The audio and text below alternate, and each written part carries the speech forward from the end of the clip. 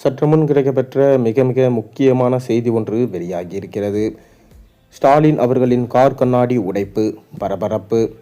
2026 சட்டமன்ற தேர்தலுக்கு இன்னும் 40 நாட்கள் மட்டுமே உள்ளன. தொடர்ந்து திமுக தன்னுடைய கூட்டணியை பலப்படுத்தி கொண்டிருக்கிறார்கள். அண்மையில்தான் பல கட்சி சார்ந்த மூத்த அமைச்சர்கள் திமுகவில் இணைவது நம்மால் பார்க்க முடிகிறது. ஏன் தற்போது கூட ஓபிஎஸ் திமுகவில் இணைந்திருக்கிறார். அவருக்கு முக்கியமான பொறுப்புகள் வழங்கப்படுவதாகவும் ஸ்டாலின் உறுதியளித்துள்ளார். சூழல் இப்படி இருக்க தொடர்ந்து ஸ்டாலின் மற்றும் மூத்த அமைச்சர்கள் தங்களது தொகுதிகளுக்கு வாக்கு சேகரிப்புக்காக செல்லும்போது அவரது கார் கண்ணாடி உடைக்கப்பட்டதாகவும் தொடர்ந்து மக்கள் திமுகவை ஊருக்குள் வரவிடாமல் வெளியே துரத்தியதாகவும் தற்போது தகவல்கள் வேகமாக பரவி வருகிறது. காரணம் என்னவென்றால் ஸ்டாலின் சொன்ன வார்த்தையை காப்பாற்றவில்லை. தொடர்ந்து திமுக மக்களை ஏமாற்றிவிட்டது. 525 வாக்குறுதிகளுக்கு மேலே கொடுத்து கிட்டத்தட்ட 25 வாக்குறுதிகளை கூட நிறைவேற்றவில்லை.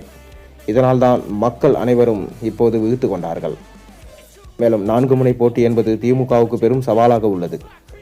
இதனால் திமுக மூத்த அமைச்சர்கள் மற்றும் ஸ்டாலின் அவர்கள் பிரச்சாரம் செய்து ஓட்டு கேட்க சென்றால் போலீஸ் பாதுகாப்புடன் செல்கிறாராம்.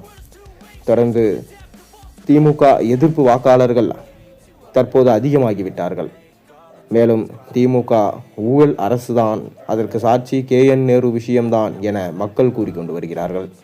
தொடர்ந்து திமுக ஆட்சியை இம்முறை அகற்ற வேண்டும் என உறுதியாக மக்கள் இருக்கிறார்கள். அனைத்து இடத்திலும் எதிர்ப்பு மட்டும்தான் கிளம்பி வருகிறது.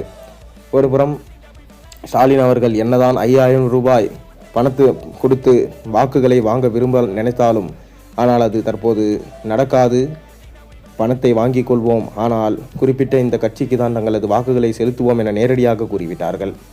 தொடர்ந்து ஸ்டாலின் அவர்கள் தனது சொந்த தொகுதியான கொளத்தூர் தொகுதியை விட்டு வேறு ஒரு மாற்று தொகுதியில் தற்போது களம் காண போகிறார் என்கின்ற தகவலும் தற்போது தீயாக பரவி கொண்டிருக்கிறது.